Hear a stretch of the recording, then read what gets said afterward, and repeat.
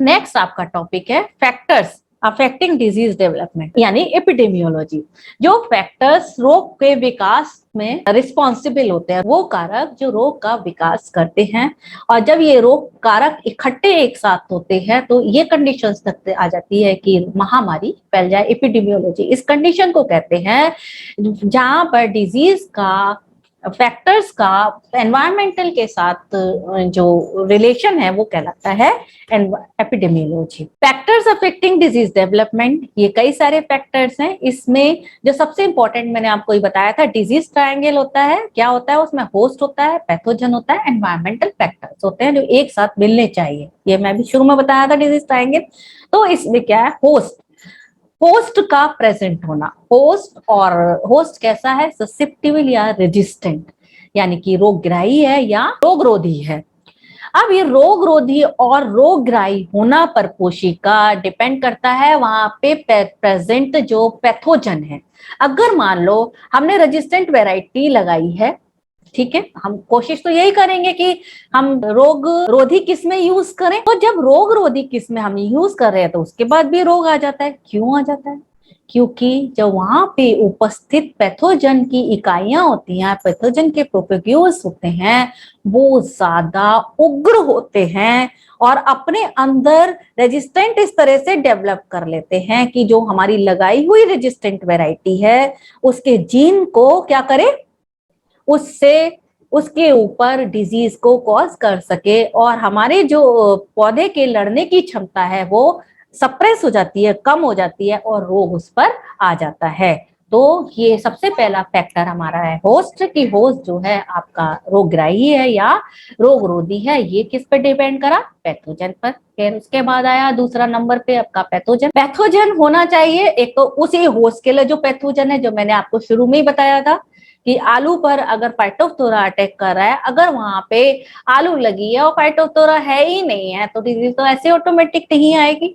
तो पैथोजन उसी होस्ट का पैथोजन होना चाहिए, परपोषी का, और उस परपोषी के पैथोजन में रोग वायरुलेंस या वायरुलेंस इसलिए कहते हैं, रोग को कॉज करने की क्षमता होनी चाहिए। मतलब रोग को कॉज करने की क्षमता क्या कहलाती है? विरुलेंस। तो रोग कारक आपका कितना उग्र है ये इस पर डिपेंड करेगा, और ये वैरायटी सब वाइस वर्सा है।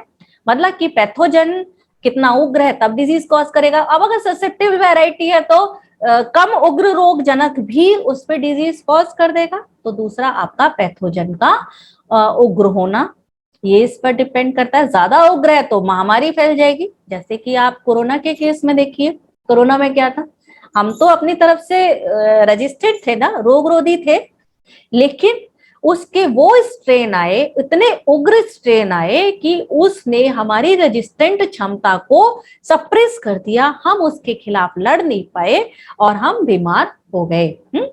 तो ये सारे कारण इसके बनते हैं। तीसरा आपका जो इम्पोर्टेंट ये है एनवायरमेंटल फैक्टर्स, है ना। सबसे पहले इसमें लेंगे मॉइस्चर। किसी भी रोग को होने के लिए मॉइस्चर का जो पैथोजन डिजीज कॉज करते हैं, ज्यादातर केस में इसे थिन फिल्म ऑफ पानी की थोड़ी हल्की परत जरूर चाहिए होती है। बिना मॉइस्चर के जनरली ये सरवाइव नहीं कर पाते। अगर जर्मिनेट हो भी जाएंगे तो वो उनकी जर्म ट्यूब जो है सूख के टूट जाएगी, है ना, डेसिकेट हो जाएगी। तो इसके लिए एटमॉस्फेरिक ह्यूमिडिटी और प्रेसिपिटेशन चाहिए। वो चाहे रेन के रूप में हो, बारिश के रूप में हो, फॉग के रूप में हो या ड्यू के रूप में हो। और इसी की वजह से सीजनल और लोकल डिजीज की इंसिडेंस होती है। अब हम भी हैं, हमें एक बार को 2 दिन खाना ना मिले कोई प्रॉब्लम नहीं है, हम सरवाइव कर सकते हैं। लेकिन पानी के बगैर आपका सर्वाइवल बहुत मुश्किल है। कभी आप जो हमारे साइंटिस्ट दूसरे ग्रह पे जाने की बात कर रहे हैं वो सबसे पहले क्या देख रहे हैं? पानी। क्योंकि पानी के बगैर कोई भी सरवाइव नहीं कर सकता। एक दिन, अब एक कैपेसिटी होती है, कोई 1 दिन कर लेगा, कोई 2 दिन कर लेगा, कोई 3 दिन, लेकिन अल्टीमेटली आपको पानी जरूरी है ना। तो मॉइस्चर एक इंपॉर्टेंट फैक्टर है। अब एग्जाम्पल के तौर पे मैंने कहा है, इसमें एक डाउनी मिल्ड्यू मृदु रोमिल आसिता है, इसको ज्यादा मॉइस्चर चाहिए डिजीज को फैलने के लिए, जबकि जो ये चूर्णिल आसिता है, चूर्णिल आसिता को डिजीज इनिशिएशन के लिए और फर्दर डेवलपमेंट के लिए कम मॉइस्चर चाहिए। और ये पाउडरी मिल्ड्यू का तो ये है कि बस डिजीज एक बार इनिशिएट हो जाए उसके बाद ये कम, बिल्कुल ना के बराबर पानी में भी फर्दर डेवलप, मॉइस्चर के बगैर भी डेवलप, सूखे में भी ये डेवलप कर लेती है। नेक्स्ट है आपका टेम्परेचर, तापमान। तापमान भी जो डिजीज की जो रीजनल इंसिडेंस और सीजनल इंसिडेंस के लिए एक फैक्टर है जो इनको रोग को डिटरमाइन करता है। ठीक है, ये मैं बार बार आपको बता रही हूँ, कुछ आप लोग देखते हो कुछ रोग जो है गर्मियों में आते हैं, कुछ रोग जो है जाड़ों में आते हैं, कुछ रोग बारिश में आते है ना। अब फाइटोप्थोरा है या रस्ट है, गेहूं का पक्सीनिया या झुलसा रोग, ये कब आते हैं? जनवरी के महीने में आते हैं। वहीं पाउडरी मिल्ड्यू इधर गर्मियों, थोड़ा सा मार्च के बाद वाले सीजन में आता है। तो ये क्या है? टेम्परेचर का इफेक्ट है। टेम्परेचर रोग को डिसाइड करता है कि अब रोग होगा या नहीं होगा। अब एग्जाम्पल के तौर पर लेट ब्लाइट जो है, जहां पहाड़ों पर होती है, कूलर प्लेस पे, वहां की रोग है, लेकिन जब विंटर में सब ट्रॉपिक्स में आती है तो एपिडेमिक्स हो जाता है। क्यों?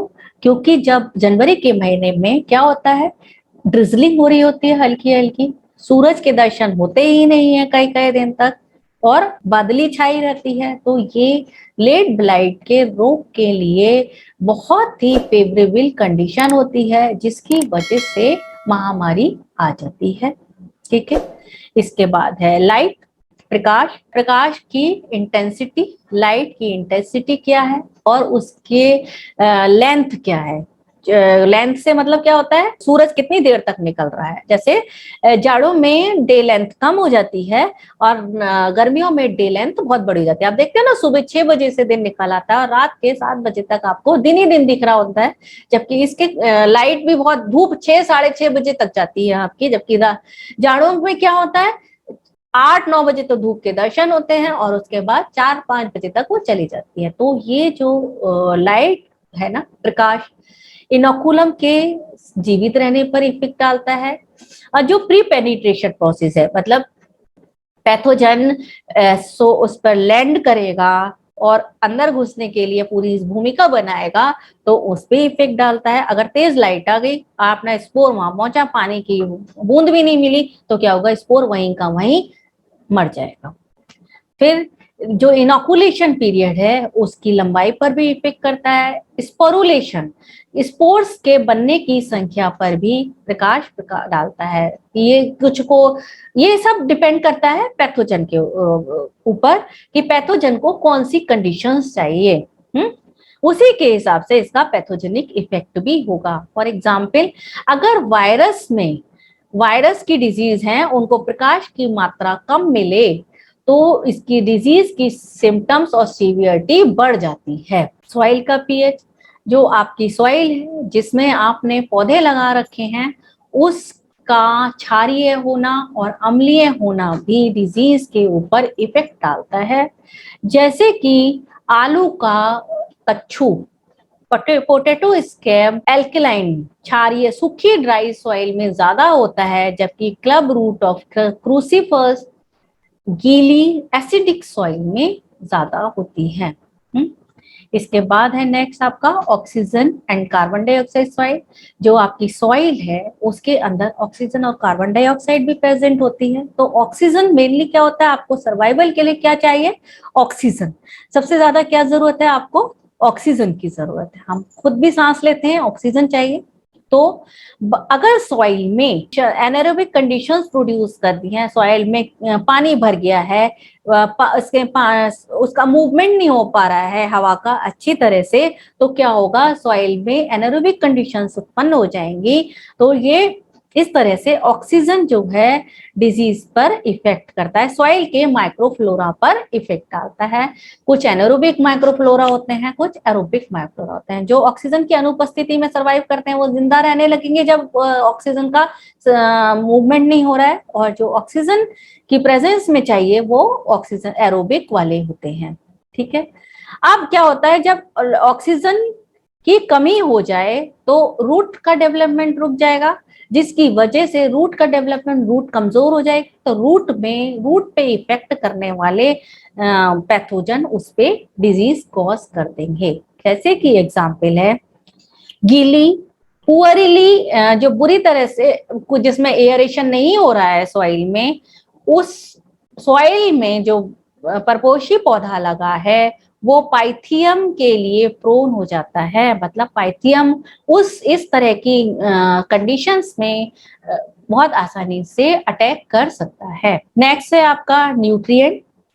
न्यूट्रिएंट क्या होते हैं? पोषण। जैसे हम भी लेते हैं, हम मुंह से पोषण लेते हैं अपने खाने के थ्रू, तो प्लांट अपना पोषण कहाँ से लेता है? जमीन के थ्रू से, सॉइल में।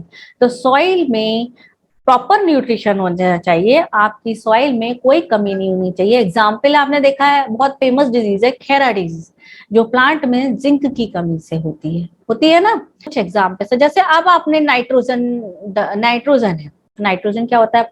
पौधे की अच्छी ग्रोथ के लिए जरूरत होता है। अगर नाइट्रोजन की कमी हो जाएगी तो पौधे जो है आसानी से अर्ली स्टेज पे अटैक, मतलब वो कमजोर हो जाएंगे, उनकी वृद्धि प्रॉपर नहीं होगी।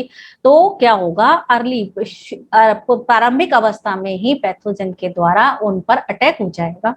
वहीं अगर आपने ज्यादा नाइट्रोजन दे दिया तो उसमें क्या होगा? बहुत लस्ट ग्रोथ हो जाएगी।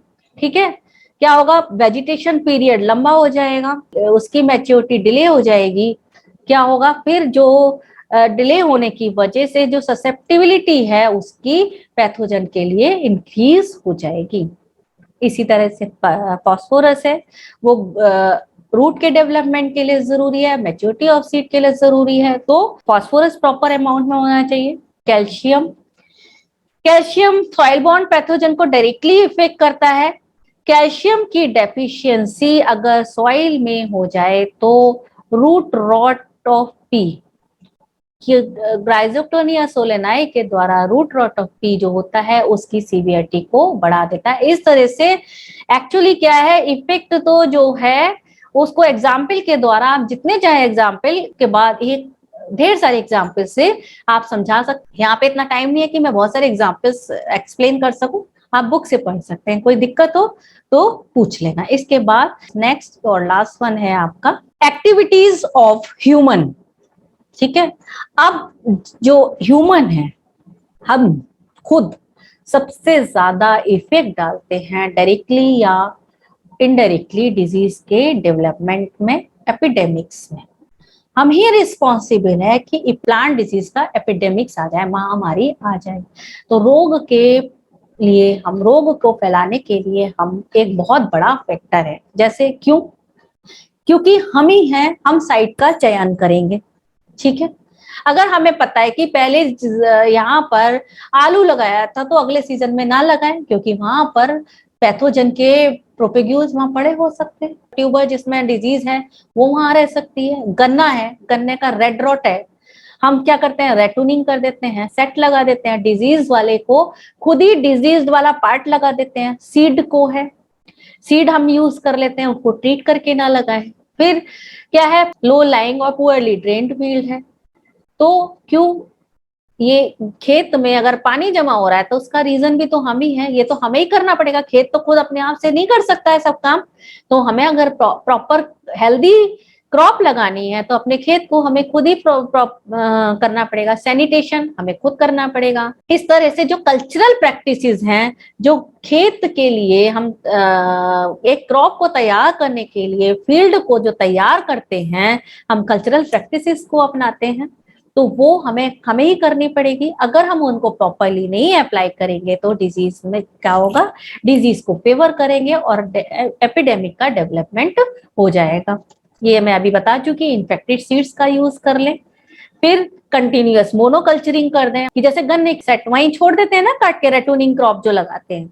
हम आलस कर रहे हैं, अपना पैसा बचाने के लिए एक ही जगह पे एक ही क्रॉप को लिए जा रहे हैं। तो क्रॉप रोटेशन बहुत जरूरी है। तो जब हम कल्चरिंग कर रहे हैं, गन्ना अपने आप तो लगेगा नहीं, या आलू अपने आप तो लगेगा नहीं जब तक आप खुद नहीं लगाएंगे। तो इसके लिए कंटिन्यूअस मोनोकल्चरिंग कौन कर रहा है? हम कर रहे हैं। फर्टिलाइजर्स अगर हम ज्यादा डाल रहे हैं, कम डाल रहे हैं, तो कौन डाल रहा है? ह्यूमन बीइंग है ना। तो ये सारी केमिकल का स्प्रे करना है, कल्चरल ऑपरेशन, बायोलॉजिकल कंट्रोल, ये सब चीजें जो हैं वो कौन कर रहा है? Human being. तो ह्यूमन बीइंग की एक्टिविटीज ही सबसे ज्यादा इंपॉर्टेंट हो जाती है कि ये फैक्टर्स तो जो हैं ही हैं, उसके बाद हम भी हैं जिसको हमें इन सबको मेंटेन करना चाहिए। तो ये आपके फैक्टर्स हुए डिजीज के डेवलपमेंट में, फैक्टर्स अफेक्ट करते हैं। ये आपका epidemiology, factors affecting disease development, ये आपका मैंने खत्म कर दिया।